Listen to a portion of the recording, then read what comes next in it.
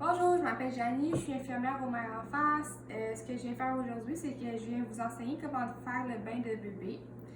Alors, premièrement, je vérifie vos bracelets se concordent bien.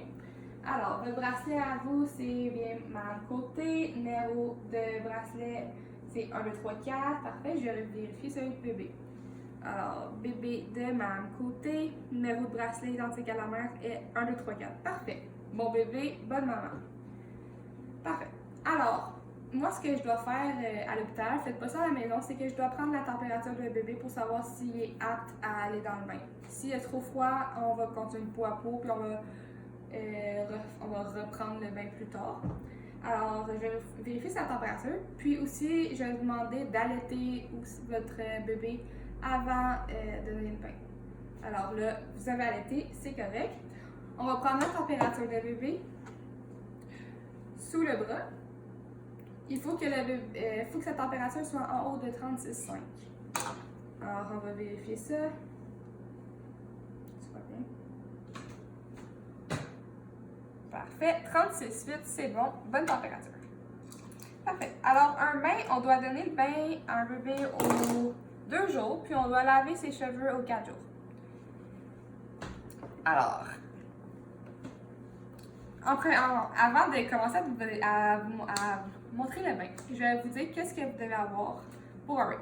Alors, vous avez besoin d'une serviette, de 2 débarbouillettes, d'un peigne, du savon doux pour le corps, du shampoing, un petit récipient pour mettre votre savon, des Q-tips, votre bain, tuque, mitaine, pyjama, cache-couche, une nouvelle couche. Alors, on va commencer. On va amener le bébé ici. On va le dénuder.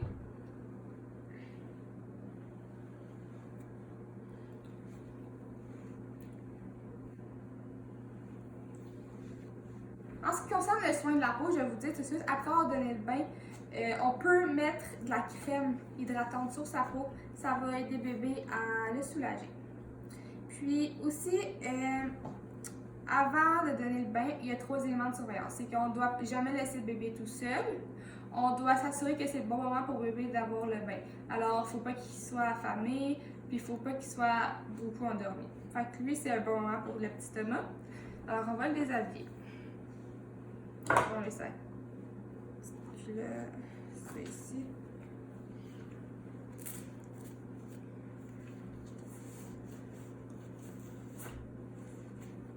Parfait. En ce qui concerne l'eau, on va juste la briller parce qu'il va avoir froid. En ce qui concerne l'eau du bain, ça doit être plus chaud que tiède, environ 39 degrés. Alors, on peut vérifier ça avec notre poignet ou avec un thermomètre.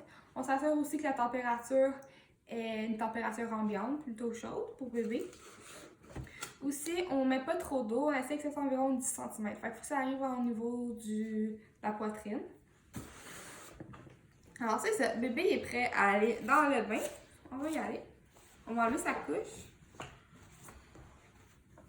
Parfait. On va amener bébé dans le bain. Parfait.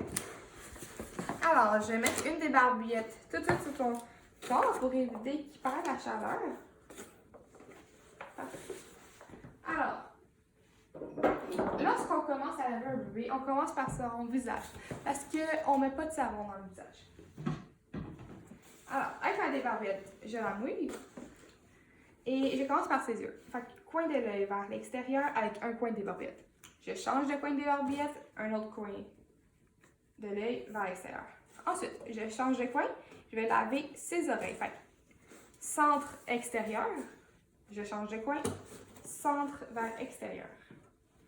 Ensuite, je termine. Je peux laver le restant de son visage. Parfait, son petit cou. Parfait.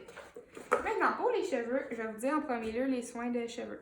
Il se peut que bébé fasse des petites croûtes si vous rincez pas bien ses cheveux. Fait que qu'est-ce qu'on fait dans ce cas-là, c'est que la prochaine fois, on rince mieux les cheveux. Et puis sinon, on va mettre de l'huile d'olive dans ses cheveux pendant environ 20 minutes. Puis après, on rince, puis ça va aider à enlever la petite croûte. Alors, ce que je fais, moi, pour laver ses cheveux, je vais prendre mon shampoing et je vais y verser sur la tête. puis je vais nettoyer avec mes mains. Bien nettoyer.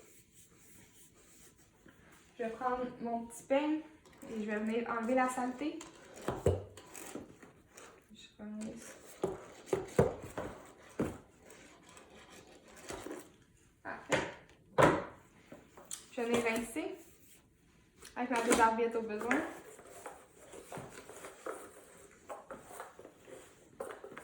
Parfait. Ensuite, pour le restant du corps, je vais prendre mon savon doux.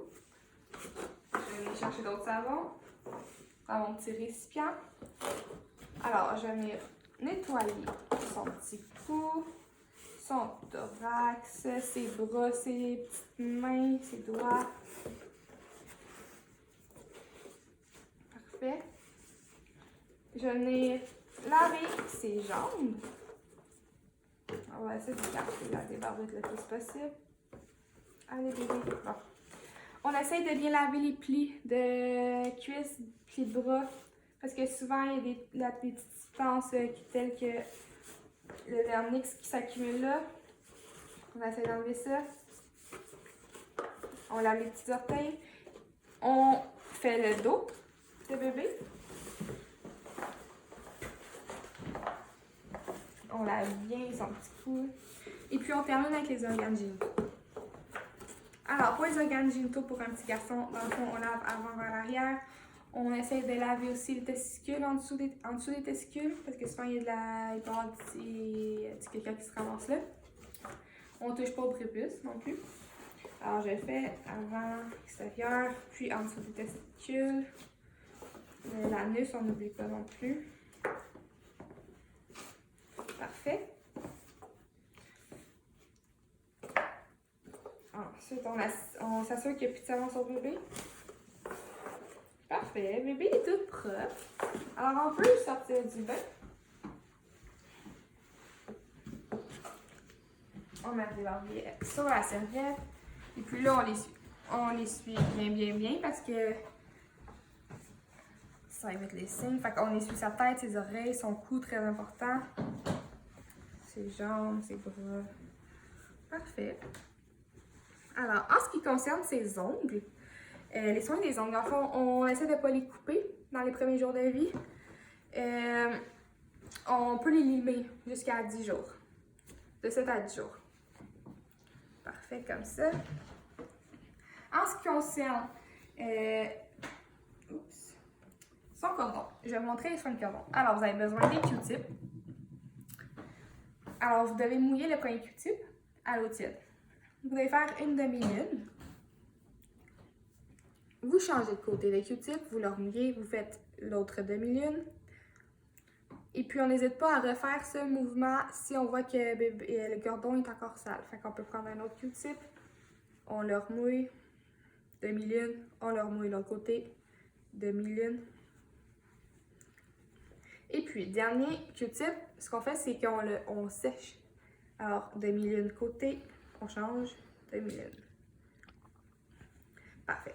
On doit faire ce soin de cordon entre 2 et 3 fois par jour. Puis, on le fait jusqu'à ce qu'il tombe. Fait on le fait pendant 5 à 21 jours à peu près. Et puis, c'est important de le faire parce que ça évite les signes d'infection tels que les écoulements, rougeurs, chaleur, enflure.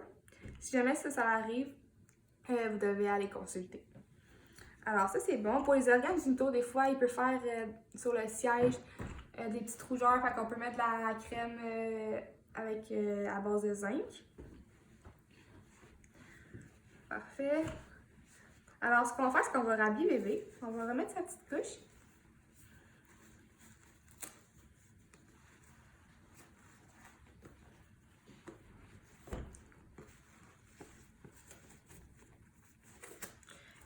On va replier la couche parce que dans le fond, il ne faut pas que la couche embarque par-dessus le cordon. Comme ça. En ce qui concerne les vêtements, on s'assure que les vêtements de bébé ne soient pas trop grands, pas trop petits. On s'assure aussi que ce soit conforme à la température extérieure. Fait que, par exemple, en hiver, on ne met pas des camisoles. On va rhabiller bébé.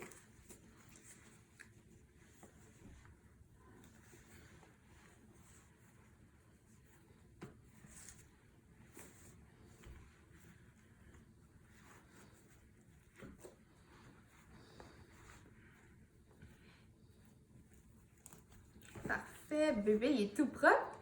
Fait qu'est-ce qu'on peut faire maintenant pour le calmer, vu que donner un bain, ça peut vraiment le rendre fâché. On peut le remettre en peau à peau, faire un petit allaitement de réconfort. Puis on va le mettre dans sa couverte. Allez, ça va être bon.